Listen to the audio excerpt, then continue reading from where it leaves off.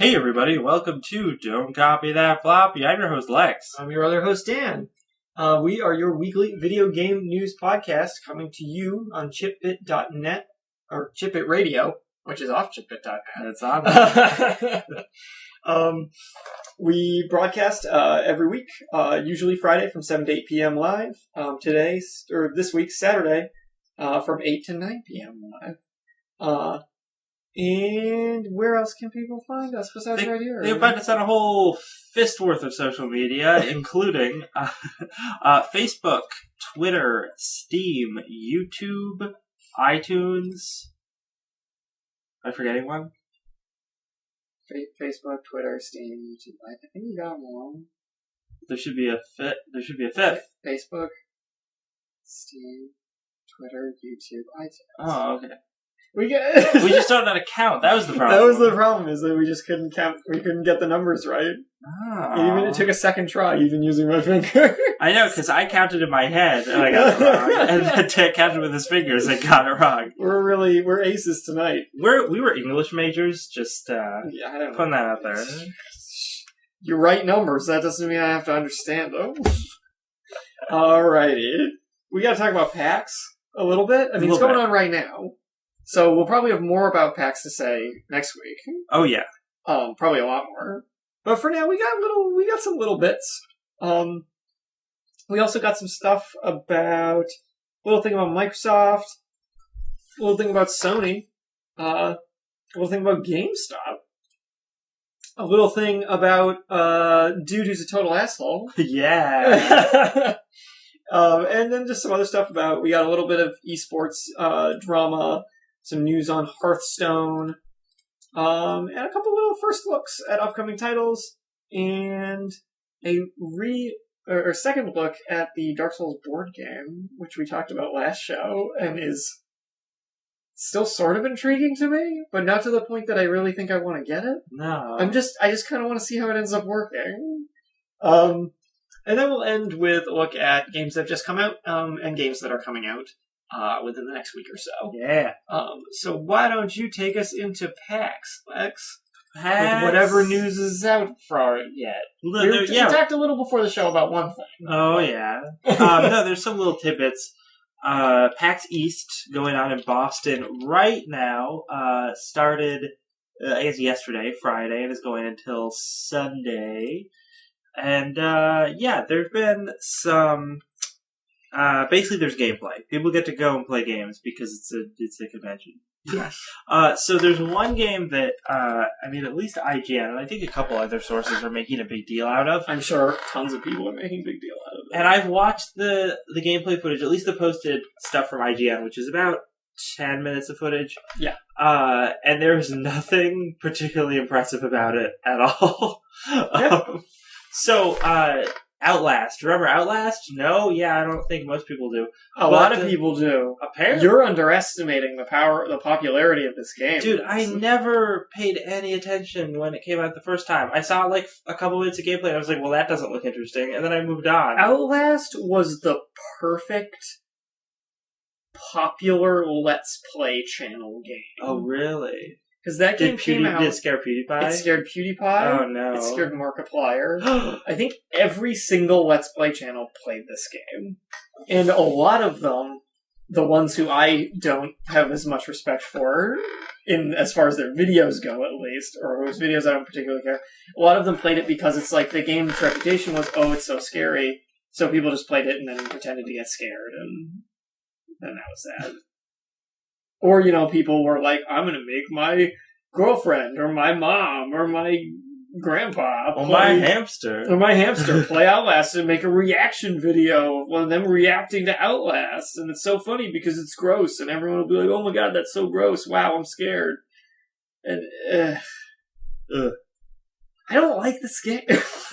I like horror games, and I feel like it's just a bad horror game. Like Amnesia, but bad. Yeah.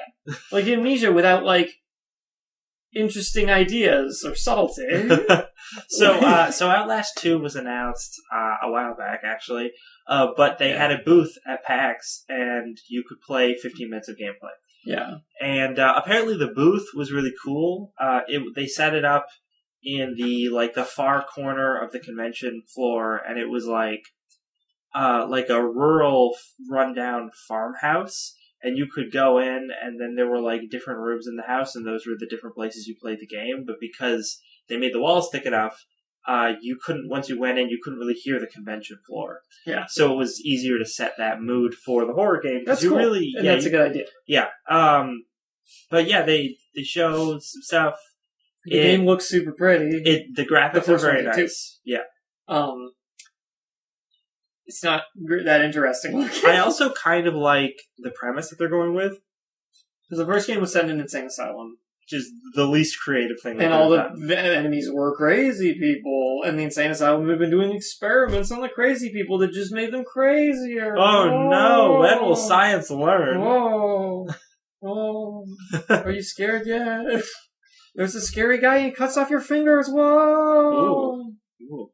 It's stupid. Yeah, okay, so... It's stupid. It sounds more interesting than it is, which isn't saying much. Yeah. So it looks like the premise for the second one is a more like Southern Gothic, like out in the backwoods, inbred, crazy people. Texas Chainsaw Massacre, kills them eyes, freak out kind of thing. Yeah. And they're dealing with, and like some Satan worship and demonic sacrifice stuff. And that's what we see from the gameplay. You have a video camera that has night vision on it. Same as the first game. Oh, really? I was going to say, this is the only video camera that the night vision actually works on, because I've never seen a video camera that has good night vision like this. No, the whole gameplay element of the first one was there were a lot of areas that were like pitch black, and you needed to use your handy cam with its night vision to see. So the game had this whole like film look to it. It's like it was like a found footage movie, but you were playing it almost. Yeah, which was a cool idea, and I don't fault them on that idea. I think it's pretty interesting. I just wish the game itself was more interesting. I also like how when you wander around the game world, you can find batteries for your camera. Yeah, and I'm like, wait, but that's not how cameras work. They have one battery, and you recharge it. You can't just find batteries for your specific model. That doesn't make any sense. I don't think you know what you're talking about. Especially not in a rural southern village or an abandoned insane asylum. Yeah, probably not gonna find camera batteries for your Sony. I got my electric turkey knife that I use to cut up people, and it just so happens to fit into this Sony brand handycam. At least when you're in an insane asylum, you can be like, oh, I have a charger, so I know where I can like find an outlet to plug it into. Yeah. Like, that would make sense. But here, you're in like... You sit for half hour charging your camera or something. But no, so the gameplay shown, and maybe this is the fault of IGN, and we know IGN aren't always the best. Not so always. This might be on them, but the gameplay that they show... It's just wandering around. I mean, the atmosphere is set pretty nicely, but you don't see any, like, scares, really. And they have a whole sequence of this guy running through a cornfield trying to escape several men. I mean, you never even get a good look at them, but they seem to just be guys with flashlights. People. And the guys, they yell at you a lot, but they don't actually seem particularly scary. Like, the whole time I was watching the gameplay, I was like, okay, you're wandering around this farm, this decrepit farm. You could like find a tire iron or like a crowbar or something, and then when you run to one of these guys, just like bash him over the head and then have an opening to make a run for it. There's never a point where it seemed unreasonable for the main character to be able to do that, because these guys just seemed like people. Yeah. And there weren't even that many of them. There were like 3 of them. Yeah. So it was weird and not scary. It was cool and atmospheric, but there was never a point when I watched any of that footage that I was like, oh, this is scary. And this is what I was talking about before we started broadcasting tonight, when you showed me the Outlast article, is I felt the first game wasn't scary because all it was doing was telling you to be scared in not so subtle ways. Beyond the obvious jump scares, where something just pops out at you fast and they do a big music spike, which will freak out anybody who's not ready for it. But anything beyond that was just, here's a guy, he's gonna say something scary, and your character's like, oh, I'm so scared. And that's the game telling you, like, you're supposed to be scared right now. Be immersed. And that's not how you do immersion. No. You don't immerse people in your game by telling them that this is when they should be immersed in your game.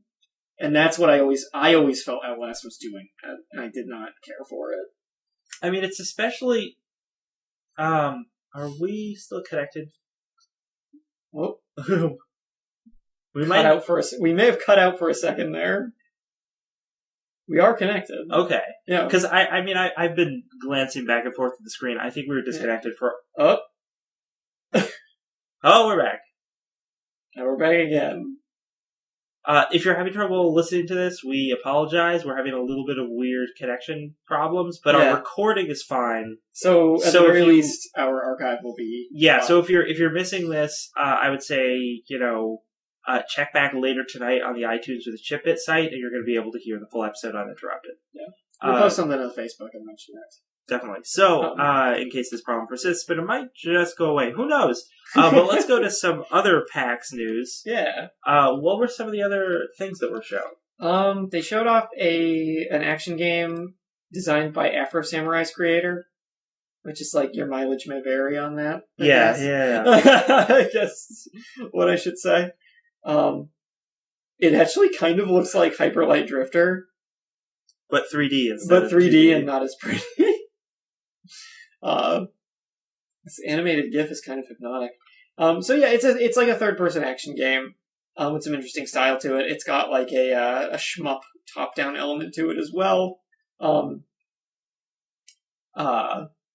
It's an indie game, and he says the guy making it says, we can't make a AAA game, but we can make a AAA boss fight and put it in an indie game. So it seems like his goal is like, they're on a budget, they can't make this full, expansive AAA game, but they know the parts of it that they can do really well, and that's what they're going to do. Well, that's admirable. That's totally admirable. Yeah, I can do that. A decent chunk of like really good boss fights, that's a good enough game.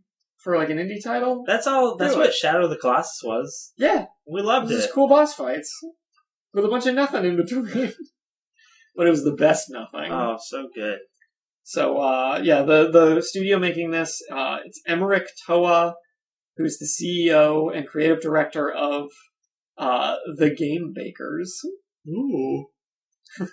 And the characters in this game are all designed by the creator of Afro Samurai, Takashi Okazaki. So there you go. What else we got? Some VR game about Vikings that has kind of not too good art style. And seems alright, I guess. Friday the 13th, the game is getting a new map, even though this isn't out. But it's based on the Crystal Lake shore, the barn and the 2-level house where the third Jason movie took place, and the fourth shows briefly. So they're adding that. They said, like, hey, here's another thing you're going to be able to do in the Friday the 13th game when it comes out. Aren't you excited? Just enough people were excited for that game to make its Kickstarter goal. So just enough. I'm glad that they keep pushing it, and I hope that they get good sales when it comes out. I'm skeptical as to whether they will or not.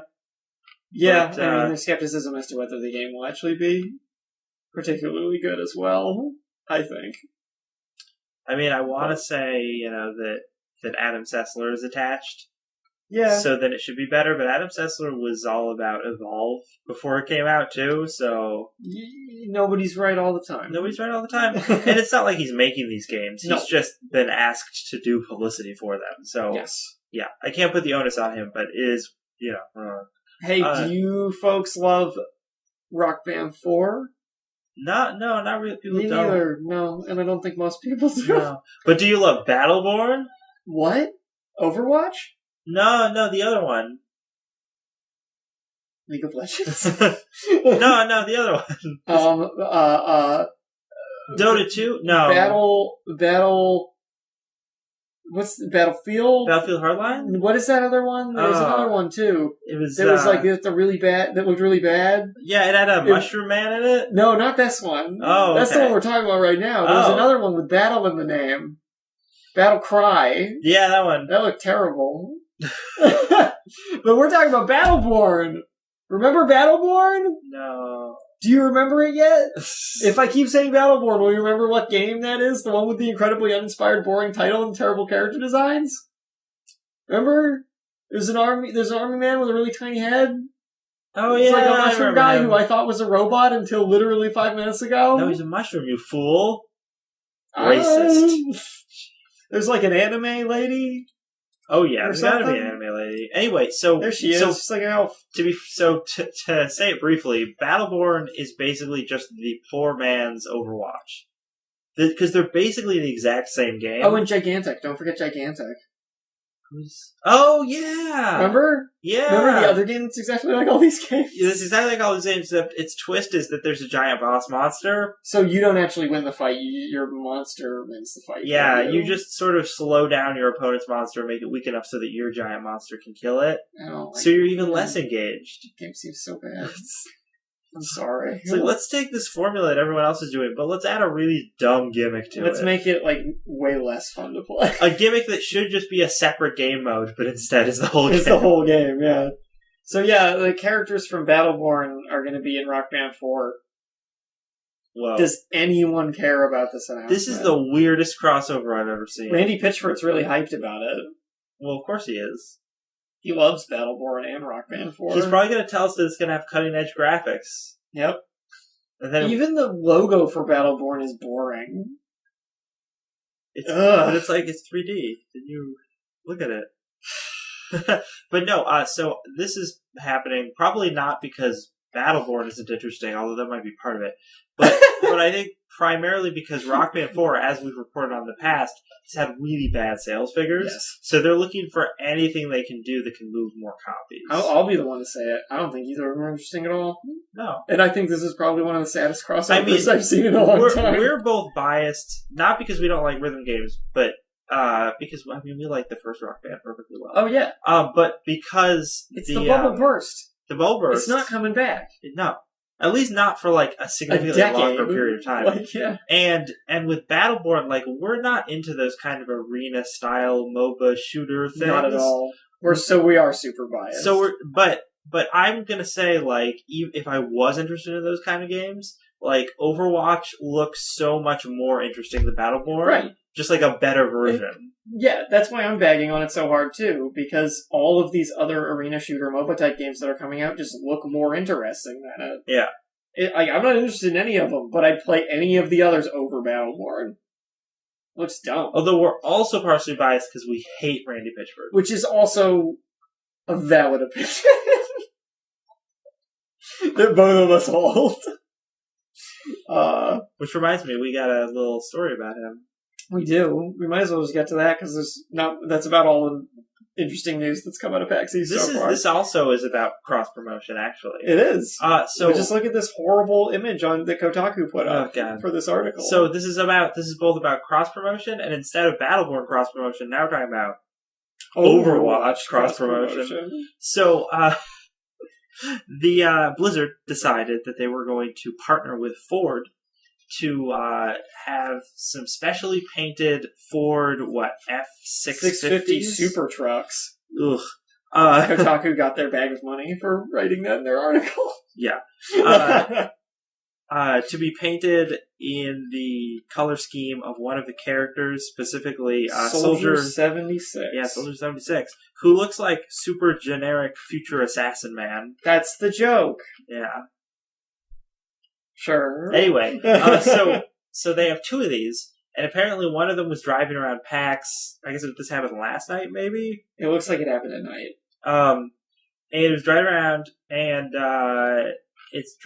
it hit a car. Not like it didn't destroy it. And considering the Ford F-650 available now is a giant monster of a vehicle. It's big. It looks like it just gave this car a love tap because the regular like 4-door car that it hit, like, it's clearly been hit, but it's not in horrible shape. No. Like, the side view mirror is all messed up and there's like some scratches on it, I guess. How embarrassing for Soldier 76. Oh no. His insurance is going to go way up. I also should point out that these two vehicles were, not only are they a cross-promotional thing for publicity, but they also were transporting like pro gamers from different places around Boston for like events and PAX stuff. Yeah. Which seems stupid because it's a truck, so it only has 2 seats. Actually, no, this is probably one of the 4-seaters, so it probably fits similar, but like, you're driving... it has other doors. It's like you're driving one person, dude.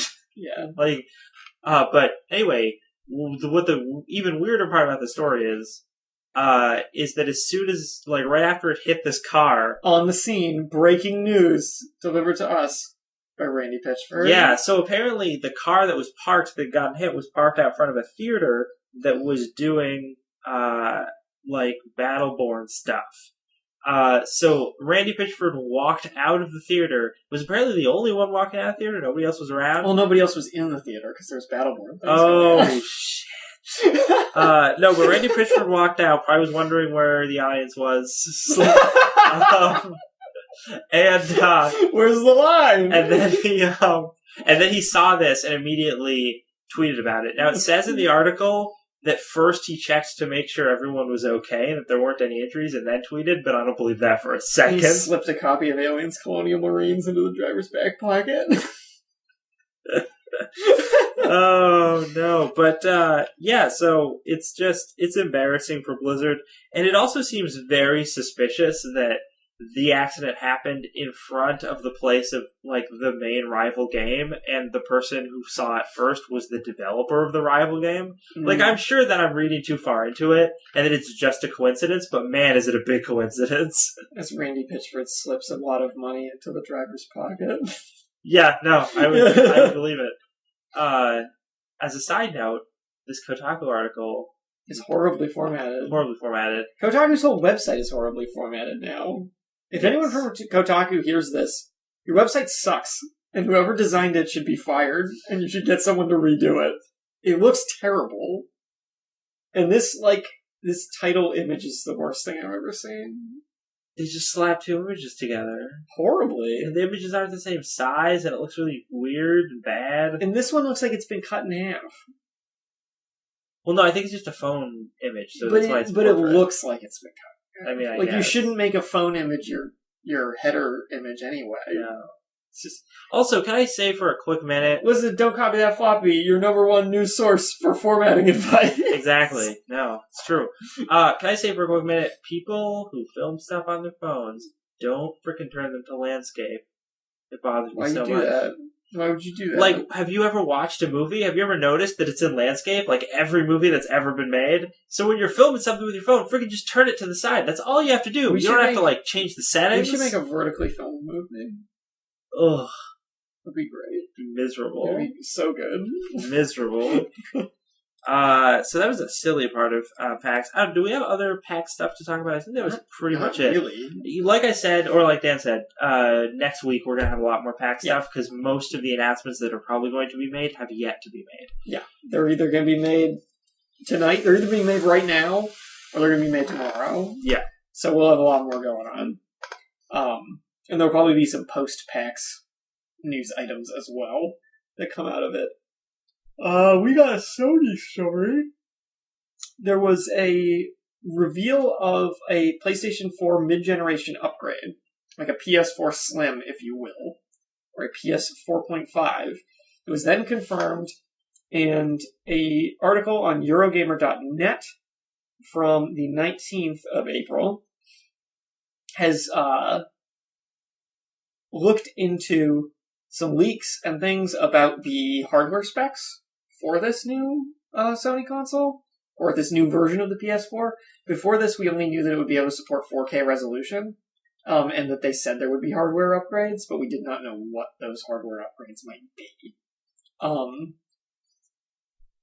So, now looking at what the information that's been dug up at this point, they're going from 1.6 gigahertz, 8 1.6 gigahertz cores for the CPU to 8 2.1 gigahertz cores.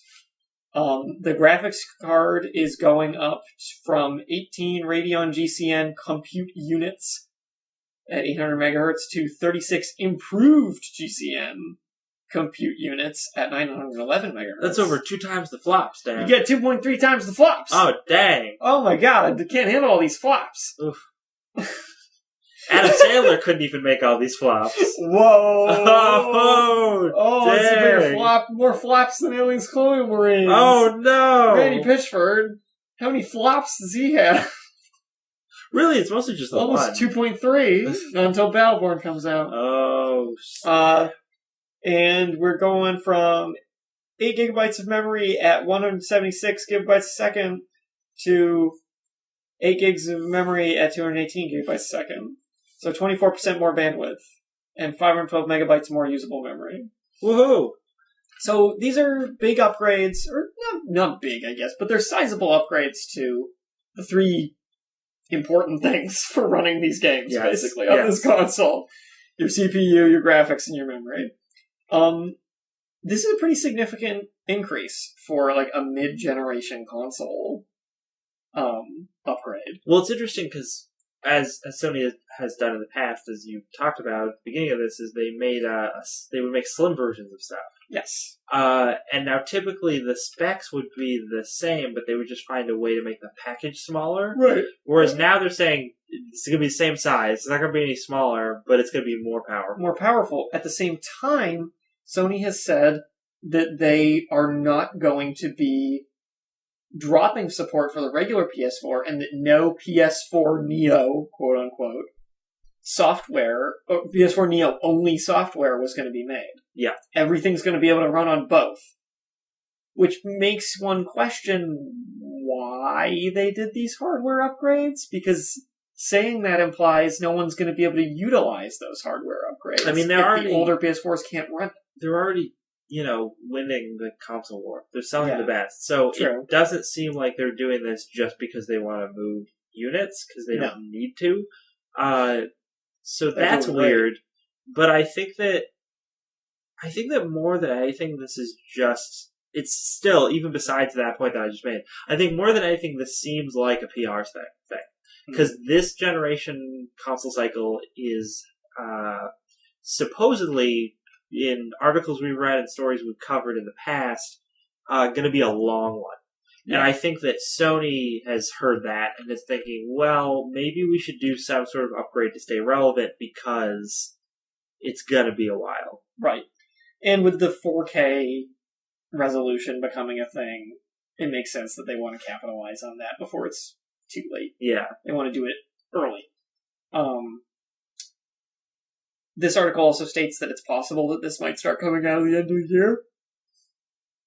Whereas most people were thinking of a 2017 release initially.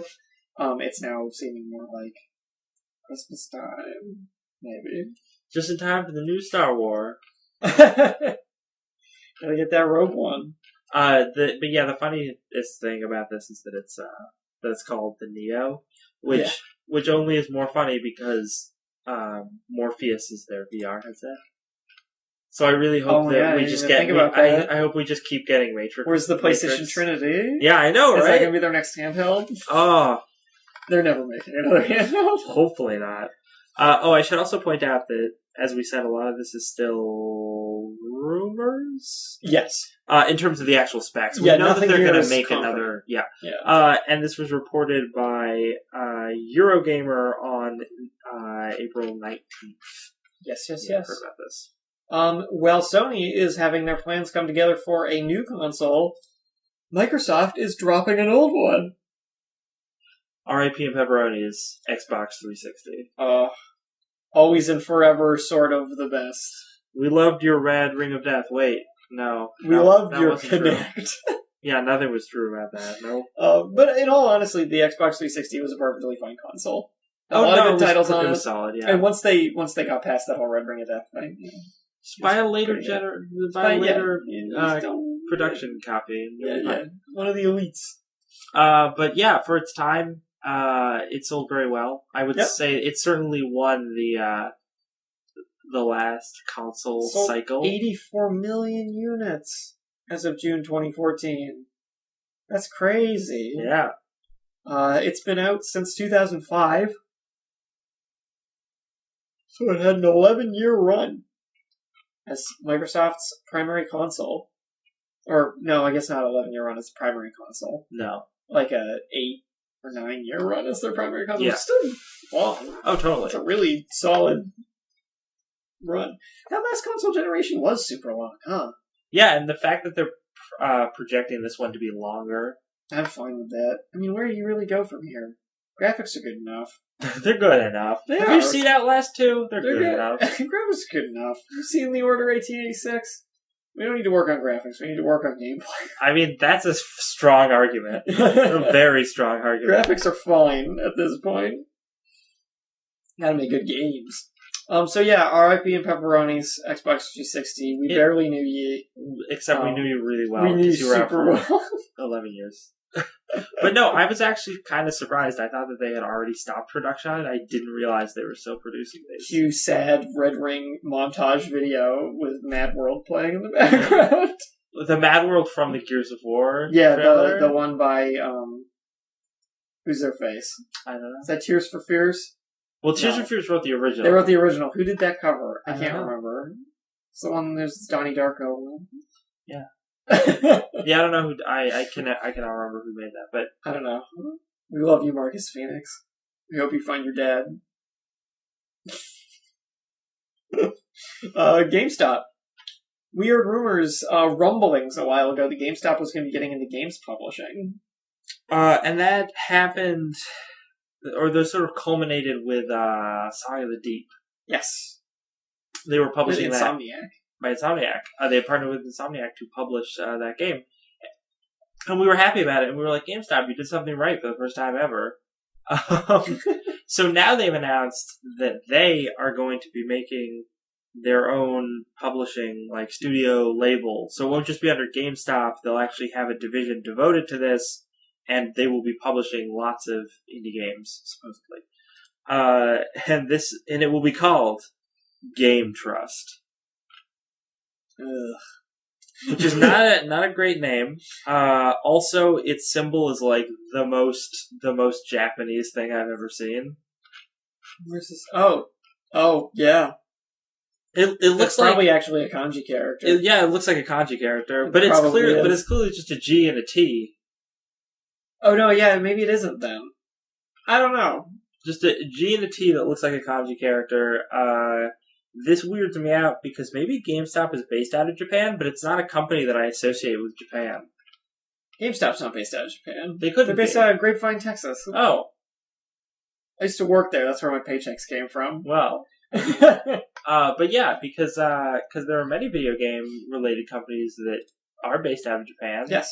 Like Sony or Nintendo. From Software. Squeenix. Love those guys. Others. Many companies. Many other companies. So it's weird that they chose this, like, really, really, really, really far eastern cornering the inspired. weeaboo market. They're trying real hard. So maybe they got some better import games. So the studios signed on with them are Insomniac Games, Ready at Dawn Studios, makers of The Order 1886. I mean, they had to go somewhere after Sony dropped them like a hot potato. I don't blame Sony for dropping them. No. Frozen Bite and Tequila Works. I don't know about Tequila Works. No, either. But yeah, so this is interesting because although I did just rag on them for having a sort of dumb logo, overall I think this is one of the first times that GameStop has done something that I'm like, oh, that's actually a good idea. Yeah. Because GameStop has been looking for a way to still be relevant as more and more game sales move to the digital world and out of the physical world. Digimon Digital Monsters. Yeah, exactly like that. Yeah. Just like the plot of the Digimon the digital movie world is what's happening with GameStop. Going to save the digital world. Yes. There's going to be an angel Digimon. We're all going to be weirded out by that. He's going to kill the devil at Digimon. Yeah. Heavy religious symbolism. Then there's going to be a dinosaur one too. He's going to be in there. And then he turns into a dinosaur robot. And sometimes a dinosaur skeleton. Exactly. So, now you understand. Now you get it. But, don't forget Wizardmon. Never forget. Never forget. No, but I think this is actually a great move. I mean, Song of the Deep looks great. It looks really neat. If they're just partnering with more studios to make basically indie games and then give those indie games the sort of publicity push that they would not normally get by having them featured in all of their physical locations. I think that's great. Yeah. I'm really happy about that. I think my takeaway from this is I agree with you. I think it's a good idea on their part. It's an interesting move on their part, and I'm curious to see where it goes. I feel like I have every reason to think that somewhere down the line, GameStop's going to do something really, really shitty with this. Yeah, eventually they probably will. So I'm just waiting. In my mind, I'm just waiting for that. Oh, but for now, cool. The other thing that's mentioned about this is the merchandising that they're going to do. Yes. And apparently they've already started doing this with Song of the Deep, but GameStop, a short while ago before they started doing game publishing, purchased ThinkGeek. Oh yeah, I forgot about that. Yeah, so they have a company now they're that marketing makes all that stuff in their stores. Yeah, like so all the hipster the T-shirts and things like that.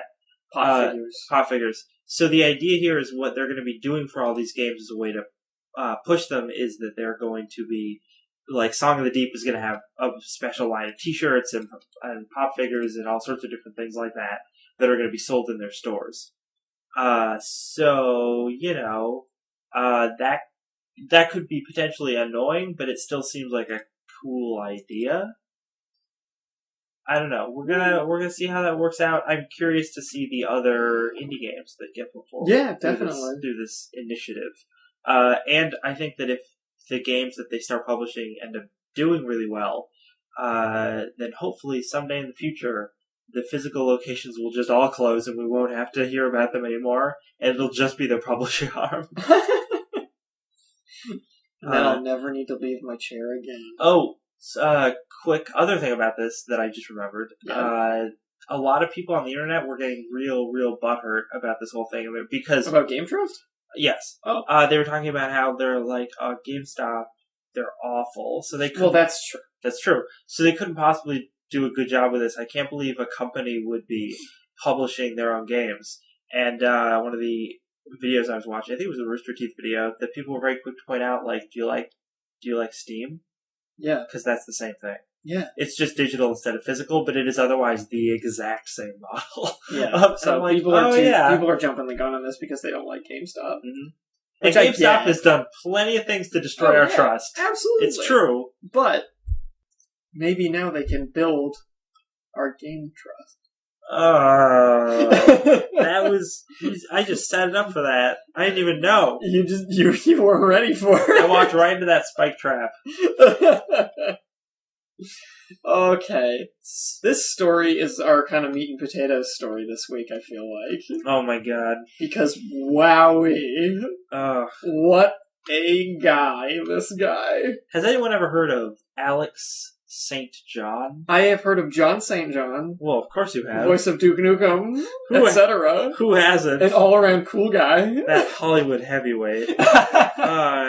But no, I had not heard of Alex St. John prior to these goings-on in the past few days. But have you ever heard of Wild Tangent? No. Most have not. But I feel like I'm getting the vibe that I have heard of Wild Tangent. They make horrible cell phone games. They do. I'm not surprised by that at all. Yep. Could this guy be a bigger piece of shit? Nope. Oh my god. So John St. John I'm sorry. John St. John is a guy that cut his teeth in the late 80s, early 90s working at Microsoft. Yep. He was actually really heavily involved with the pushing beginning games on computers and stuff. Yeah, and like the beginning of like DirectX and everything. Yep. Which, I give him credit for that. That's awesome. Yeah. But he put out an opinion piece on VentureBeat. And what an opinion he had. Let me check what date that was, because it was pretty recently. The article that we are drawing from is an April 18th article from Polygon that discusses this, and I think the VentureBeat one is from April 16th. Okay. And the article that he wrote for VentureBeat is entitled, Game Developers Must Avoid the Wage Slave Attitude. And it was him discussing how, lots of people that work on AAA titles and just in the game industry in general on the lower ends of the ladder. So they are the people doing the coding and all that stuff, the mind-numbing work. Yeah.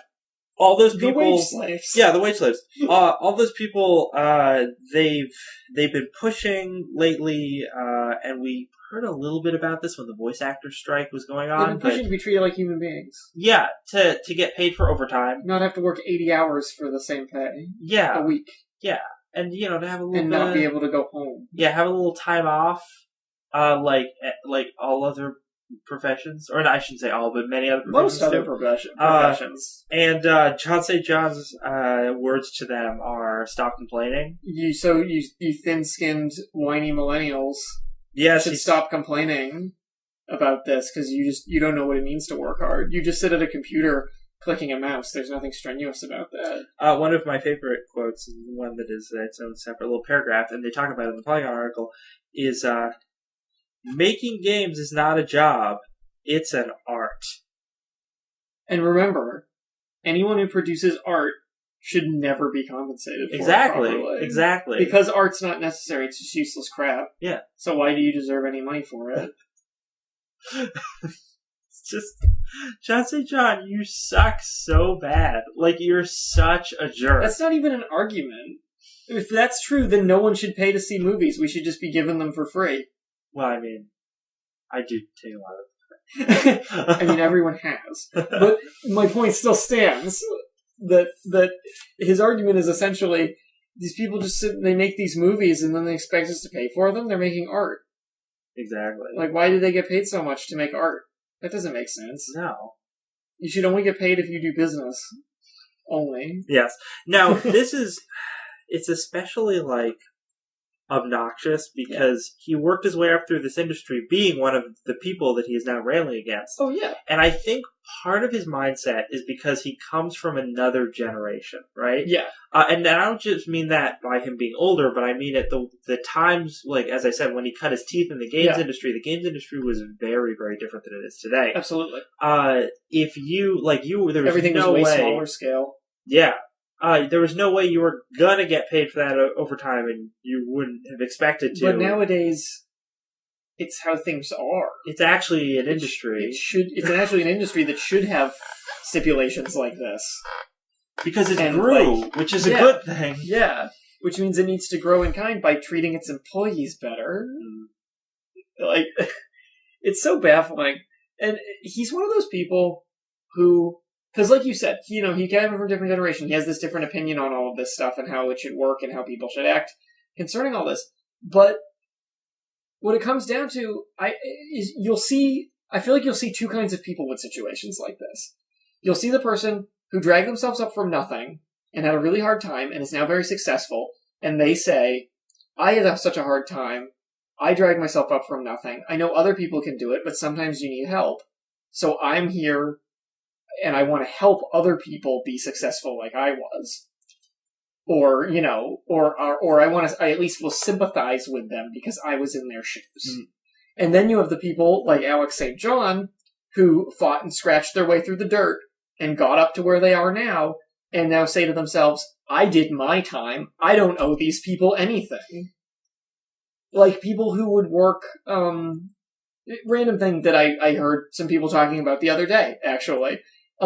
Somebody say a story that happened to them in the supermarket when they were talking to a cashier, and they were super rude to the cashier because the cashier messed something up, and they were just berating them. And someone said, the person they were talking to said, what got you so mad at the cashier? Why didn't you just let bygones be bygones? And the answer was, well, because I did my time. I was a cashier for a long time, and I never made mistakes like that, so I have every right to criticize them. Mm. And I see him as one of those people who's like, I did my time, and I didn't complain. So if someone complains, screw them. Yeah. They don't deserve anything. I didn't get anything. And so it's do you exit this with sympathy for your fellow for your associates? Or do you exit it with a bitterness towards them? Yeah, which seems to be what he's done. Yeah. And going back to the fact that how different the industry was when he was doing stuff. Yes. It was so much smaller and so much different. It was way easy. I feel like maybe easier is the wrong word, but I'm going to use it anyway. It was easier to back then to go into this industry and to create something and to be noticed because there were so few comparatively other people doing that. Whereas now, there's so many people doing that to try to make your own company and do all this stuff from scratch on your own is not only a bigger investment money-wise, but the chances that people are going to pay attention to you are so much slimmer because you're one of a much larger group. Yeah. And he talks about how his advice to these people is pretty much just go start your own company. It's not hard, is it? No. I did it. Yeah, it is super easy. But Alex St. John, your circumstances were different than theirs are But now. he doesn't understand that. He doesn't. People like this don't understand. And he that. talks about how because he's right. He figured life out. Why can't everybody else? Yeah. Why don't all those people in sweatshops just get better jobs? Yeah. It's not like there aren't better jobs out there. And they know how to sew. They could start their own clothing company. What a bunch of idiots. Yeah. Totally. This guy's a fucking asshole. He's such an asshole. Sorry. He's the worst kind of human being. He talks in his article about how he gives no specific examples, which is what's telling about this. But he talks about, he's like, I know all these people who are super rich, who are just little kids who decided to program like an app in their basement, and then they sold 1 million copies of it, and then they just got to retire. Yeah. And I see that stuff, and I think about my experience, and that's why whenever anyone asks me, like, what they should do when they're unhappy with their long hours at their AAA studio, that I just tell them, you can go do it on your own. Just go do it on your own. Yep. And I'm like, dude, who are you referring to who's making these apps and retiring at, like, 20? Because I can think Has that happened to anybody? I get the Flappy Bird guy, I think of him. And Notch. And, like, that's pretty much it. It's like 2 people. Like, that does not happen very often. No. It's really a 1 in a million kind of chance. I like how he said that you want to find engineers to hire who conform to an Asperger nerd stereotype and are ripe for exploitation. Those are quotes. Remember, everybody, as an employer, it's your job, it would behoove you to exploit people with mental illness. Yep. To do more work for you. Totally. And remember that women who work in the game industry are often fatally compromised with victimology psychosis. Ugh. Remember. Don't bother with those women. Because they're just gonna be huge victims. Yeah, they're gonna complain about harassment or and something other ridiculous like that. things like that. Yeah. And then they're going to be more trouble than they're worth. He goes on to say he can't imagine how sheltered the lives of modern technology employees must be to think that any amount of hours they spend pushing a mouse around for a paycheck is really demanding strenuous work. See, I can't imagine sitting at a desk and telling people your asshole philosophy about life is demanding strenuous work either, Mr. St. John. I love the point he makes with that, though. Which is, in his world, by that logic, it means just pushing a mouse around. Well, no. By that logic, though, if people who are just sitting at a desk pushing a mouse around don't deserve good wages, that means, I guess, accountants should be paid less than construction workers. Yes, right? Definitely. Because it's just a job where you sit around and push paper. It's not physical labor, so it's not real work. Yeah. Well, it shows this complete unawareness, even though he worked in the game industry in this capacity, of the fact that you're not just sitting at a computer jiggling a mouse. There's so much. Oh my god! Tons of high-stress programming work. Coding is so complicated. It's horrible, and you have to stare at that crap for hours. And if you make one little mistake, you have to dig through all of it to find that.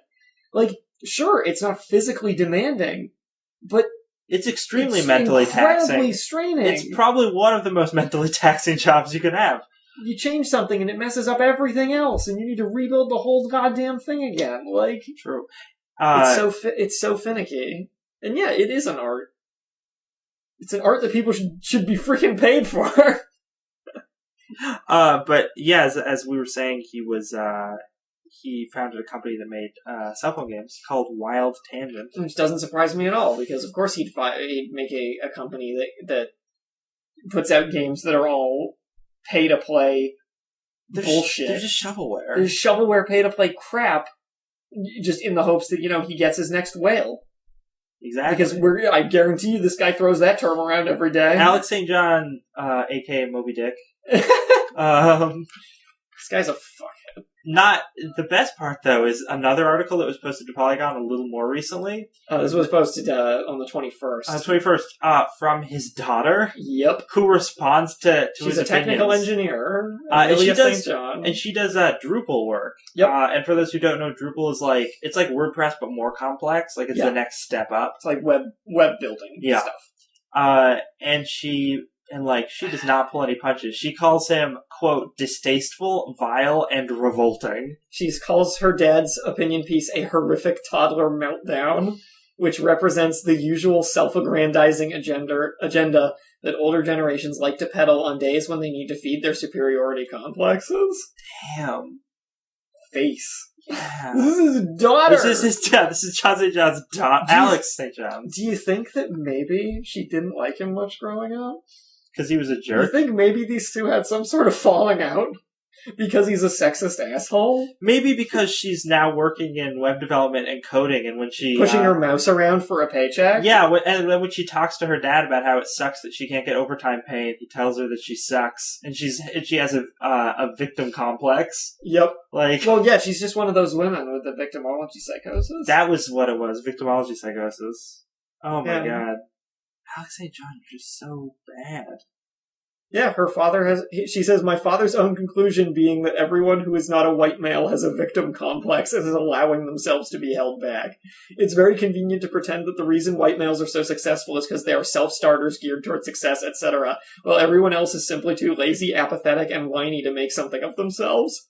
By pretending this, he shields himself from all of the realities that put white males in a position of power in the first place. So this guy's just like the textbook piece of shit. The textbook piece of shit. Like, I don't know another way to describe him. He's just horrible. He's bad. No, He's a sexist, racist, self-righteous dick. One of the other things I will point out, though, is he says, specifically, that one of the things he likes to do when he does opinion pieces is post something that's very outlandish so it can get people to notice it. So I'm not sure how much of that he was hamming it up to get views. Well, congratulations, Alex St. John. We're talking about it. We're talking about it, and we want everyone to forever know that you're a huge piece of shit. You're like below Randy Pitchford for us. Way below. And that's we have a new tough. punching bag. And it's Alex St. John. It's Alex St. John. And the other thing is, even if you are doing that just to get noticed for like a publicity piece or something, and I know there's the saying that no publicity is bad publicity. I think this is pretty bad publicity. In the current climate of the gaming industry, in a post-Gamergate world. Oh no. I know I hate saying that, but it's relevant here. No, it actually really is. Because him doing this at this juncture in this industry is not good for him. Nope. It's not. It's bad. Feel bad. And I hope he crashes and burns for it. I also want to point out real quick as a side note, in his main article, he spends like a whole paragraph talking about how he grew up in like rural Alaska and didn't have electricity or plumbing in his house. And that's one of the other reasons why he's like, aren't I great? Because I really started from nothing. Yeah. Well, I mean, he got a toilet eventually. The Inuits couldn't figure that out. No, they're too lazy. I will also point out the guy who runs Chip It, James, is listening to the show right now. Oh my goodness! And he was messaging me on Facebook. He brought something very interesting to my attention, and it is that tomorrow. Tell us, James. Tomorrow is our 2-year anniversary. Oh my God! He remembered. He remembered. Oh, you're the best web host ever. He cares about his content creators. Oh, you're the best, man. We'll pour one out in memory of Alex St. John for you. I'm just gonna hope that he gets murdered. Oh no. I hope a truck, one of Soldier 76's trucks bursts through his living room. A Ford F-650. And Randy Pitchford's there to tweet it right away. Of course. Oh. Lovely. Here's a little interesting story. That from April 21st.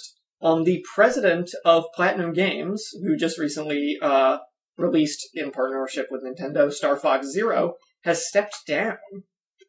President Tatsuya Minami has stepped down from his leading role at Developer Platinum last month, according to a report from GameBusiness.jp, and has been replaced by Kenichi Sato, who was the executive director. I don't know if there's a real reason. So, Polygon confirmed this with Platinum Games, and they said, as you may or may not know, this year's our 10th anniversary. We feel this is the perfect opportunity to reform our internal structure in order to strengthen our position as a developer, and changes in personnel affairs are a natural part of that. So I guess that this was not something that happened in, bad no ill will here. It was just a restructuring. And it didn't seem to have anything to do with Star Fox Zero because, No. For one thing, as I think I'm going to talk about a little later when we talk about recently released games, Yes. it's gotten mixed reviews. It has. I've been playing it, actually. But it's still really too early to say that it was either a success or a flop. Yeah, we can't... It came out yesterday. Yeah. We can't give it an overall... So it wouldn't gauge. make sense that was the motivation for him stepping down? No. So it's just Platinum's run by some different people now. It's Kenichi Sato, Seigo Tabira, and Atsushi Inaba are now the board of executives at Platinum. All right. I didn't actually know like 3 of these guys' names. I only knew Atsushi Inaba, but whatever. How quick is this story? We got a story about StarCraft 2. And we were way low on time. Yeah, we're running way low. You posted this on our Facebook page, saying that finally StarCraft 2 is a real sport. Because there were arrests made in South Korea for match fixing. Oh yeah, of StarCraft 2. We're in it now. Pro sports all the way. Yeah, it was a couple of specific players that were paid to throw matches, and I am trying to. One player was paid 70 million won, which is around 79,000 Australian dollars. Yeah, we're This is an article on AustralianNetworkNews.com. I couldn't find a good article for this on an American site. So yeah, the price conversion is into Australian dollars. Yes. Which are much closer to American dollars than even Canadian right now, I believe. Yeah. But it's closer than Won. Won. W-O-N. Oh. Won. You won. You won. Won. But no, they lost. That was the agreement. They're paid to lose. Yeah. they were played win to lose. So yeah, it's very, very exciting. With esports getting the same reception as athletic sports, it's no surprise to see if there will be a lot of match fixing due to the tremendous amount of betting that is coming into it. This is fun. I mean, it's very illegal, but I think it's kind of fun. It's kind of fun that this is happening now with StarCraft 2. Hearthstone's next expansion comes out next week. Oh, cool. Blizzard's like a Warcraft universe card game, for anyone who doesn't know. Whispers of the Old Gods. Yeah, this expansion mixes the spookiness and monster design of H.P. Lovecraft with the fun little pleasantness of a Disney movie. The trailer for it is really fun. Oh, yeah. If you haven't checked it out yet, give it a watch. It's fantastic. And that's cool. It's 134 new cards for the game.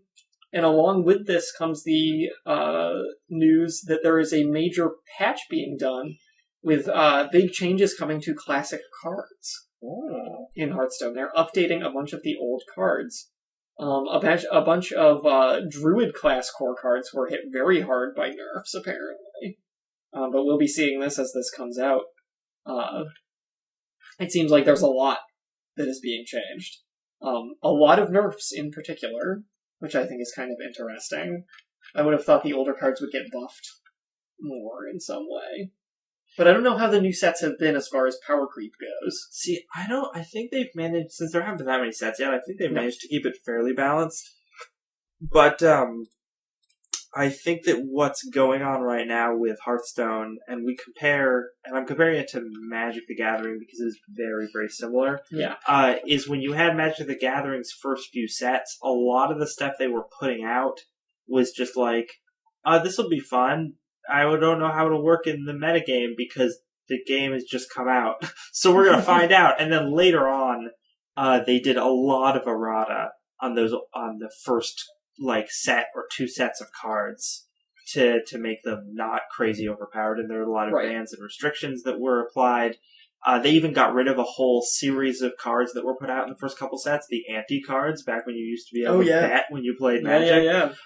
So my assumption is that Hearthstone is starting to go through that kind of thing, and then, assuming it follows the same trend as Magic, in several years is when we should start seeing the significant. It's when the Eldrazi will show up. Yeah. Supergiant Games, developers of Bastion and Transistor, both terrific games. If you haven't played them, go do that. They're not very expensive and they're great. has revealed their next project, a game called Pyre. A trailer's out for it. It's a party-based RPG, which has their signature beautiful art and music and presentation and everything. Looks really neat. And it's a different kind of gameplay than what they've tackled thus far, so I'm really curious to see where that goes. The game's going to be making an appearance at PAX, so we might have a little more information. And it's due out sometime in 2017. So keep an eye on that. Pyre by Supergiant Games. I got a little article about the Dark Souls board game we talked about last week. We don't really have time for it, so I'm just going to post it to our Facebook page. And yeah, so let's take a look at upcoming releases and things that just came out. We've got things that just released. Banner Saga 2. Banner Saga 2 came out. Star Fox Zero, obviously, as we just talked about, along with Star Fox Guard. A free game by Mojang called Crown and Council is available on PC. It looks like sort of a strategy kingdom building game. So if you're into that kind of thing, maybe check it out. Doesn't cost anything. So I just want to mention real quick for Star Fox Zero, maybe actually this would be something that we can cover next time because you said you've been playing it. I have. So it might be worth talking about it in depth when we have time, which is not right now. I've beaten like 7 levels, I think. Okay. A lot of what I've heard about it has very mixed reviews. Some people, I was noticing that before I got my copy. Actually. People seem to either love it or hate it, and a lot of what seems to be the point that people disagree on is the way the control scheme works with the tablet, and you have a lot of people who say this sucks, it makes it really hard to play this game, and because of that my experience was ruined. But then you have other people saying this gave a really steep learning curve, but once I finally got it, I enjoyed the game a great deal. As an avid Souls game player, I am firmly in the second camp. Okay. When I picked this game up and played the first level, I was a mess. I was screwing up everything. I got to the second level and started using the walker mode of the R-Wing, and I sucked even harder. Today, I sat down to play it, jumped into the walker mode tutorial, beat that poorly, played it again, beat it really well because of my new handle on the controls, then went back into the main game, and have been doing pretty damn good since. It has a very steep learning curve.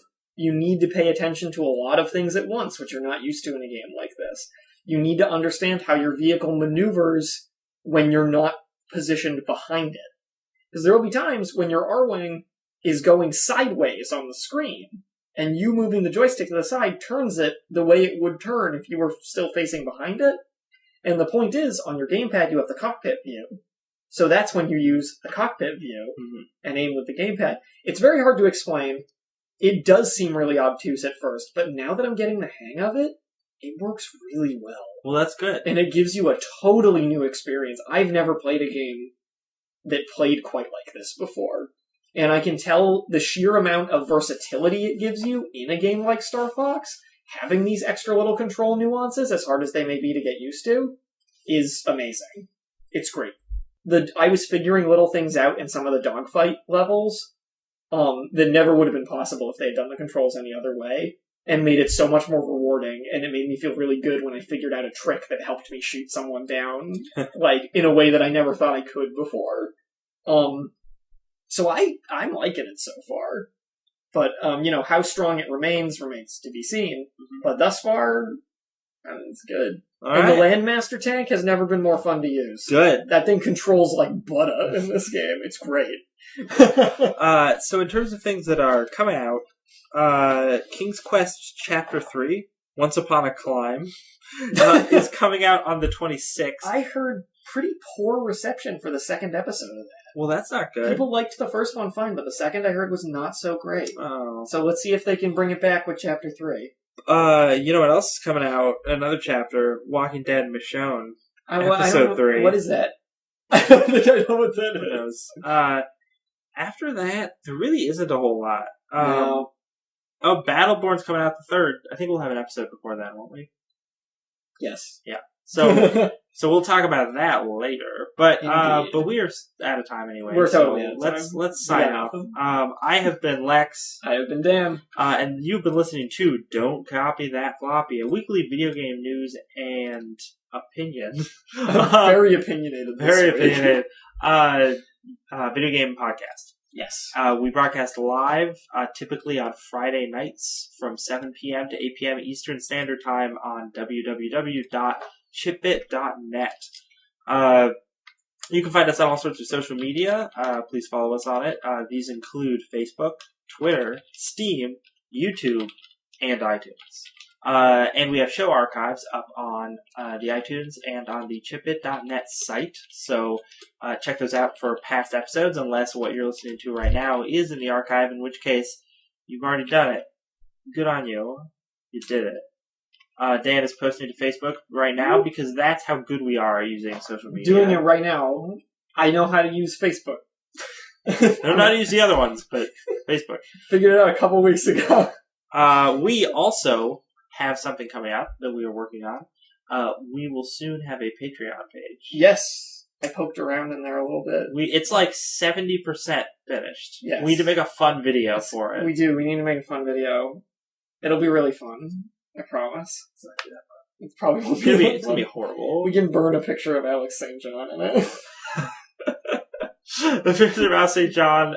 We should have like a wall of hate. So we got Pitchford, we got St. John, and Peter Molyneux all in a row. Can we put thumbtacks in it with like yarn tying them together? Yes. And like newspaper clippings. Yes, we should do that. Anyway, so until next time, listeners, remember, don't copy that floppy.